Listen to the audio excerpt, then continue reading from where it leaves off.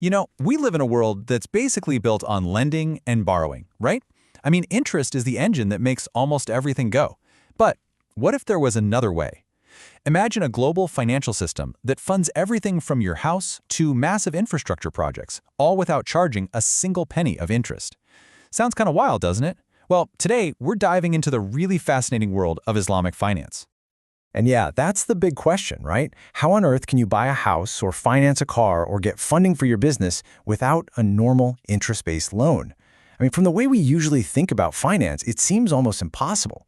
The whole idea of a loan is tied up with interest. So how do you pull that key ingredient out and still have a financial system that actually works?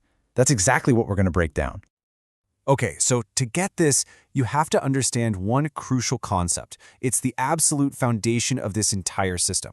It's the prohibition of something called riba. Now, it's often translated simply as interest, but honestly, the concept is a bit broader. It really refers to any kind of unjust or exploitative gain, especially when you're lending money. And this isn't just a gentle suggestion, it's a core non-negotiable principle. And that one rule forces a complete rethinking of how finance can even operate. So if you can't make money just by lending out money, you've got to find a totally different playbook. And the solution is this really fundamental shift in thinking.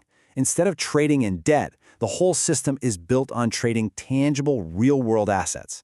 It's all about buying and selling things, not just lending and borrowing cash. All right, take a look at this. This chart gives us a great bird's-eye view of the entire landscape. You can see all these different families of contracts. You've got partnerships, agency, charity, and more. It's a really rich and diverse toolkit. But for this explainer, we're going to zoom in right here on this first and most fundamental category, exchange contracts.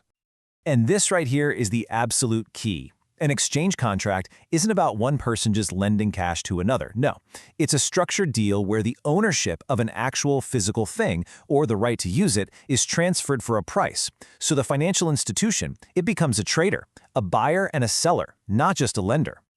Okay, so let's make this real. We'll jump into our first case study to see how this idea builds into one of the most common financial products in the Islamic world. It's called murabaha, and you can basically think of it as a cost plus profit sale. The definition itself tells you a lot about the values here, especially transparency.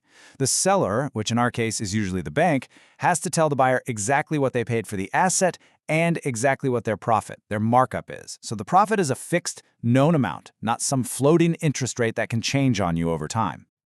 And this diagram, it shows perfectly how this works in a modern bank. Now, don't worry about all the arrows just yet, but just notice the three main players here. You've got the customer who wants to buy something, the supplier who's selling it, and the Islamic bank that's right in the middle, making the whole thing happen. All right, let's walk through this step by step. First, you, the customer, go to the bank and say, hey, I want to buy that specific car. Simple enough. Then the bank actually goes and buys that car from the dealership. Now, for a moment in time, the bank legally owns the car. This is a supercritical step. Then, the bank turns around and sells that car to you at a price you've both already agreed on, which is the original cost plus their disclosed profit.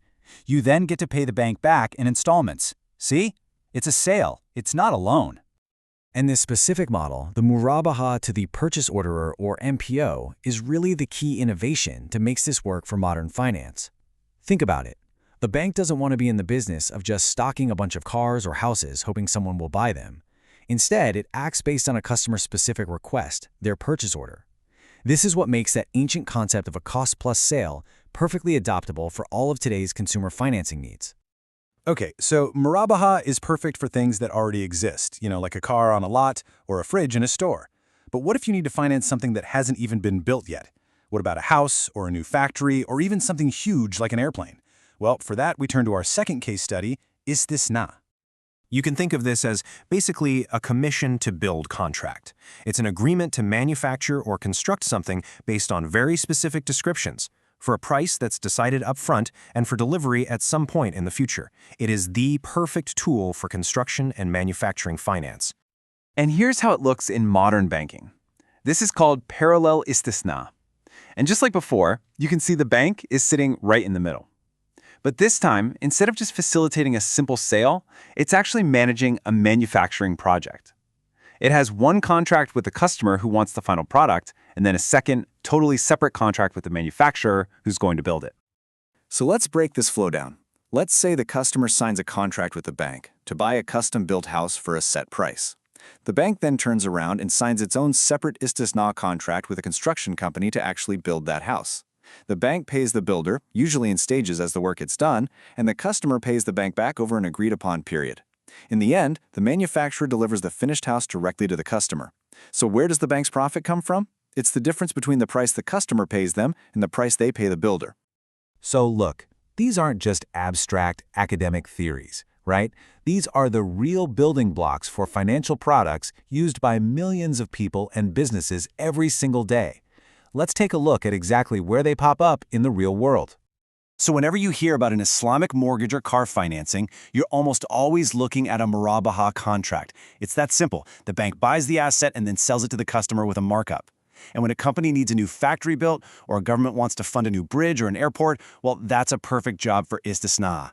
These two contracts, they really form the backbone of a huge part of the entire industry, financing everything from your everyday consumer goods to massive nation-building infrastructure. And all of this brings us to a final, bigger question to think about. What we've really seen here is a system that's grounded in real tangible assets, a car, a house, a factory.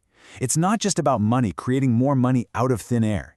And that kind of forces us to ask, could tying finance directly to real economic activity? Could this idea of asset-backed financing offer some lessons for a more stable, more transparent, and maybe even a more ethical financial system for everyone, everywhere? It's definitely something to think about. Thanks so much for joining me.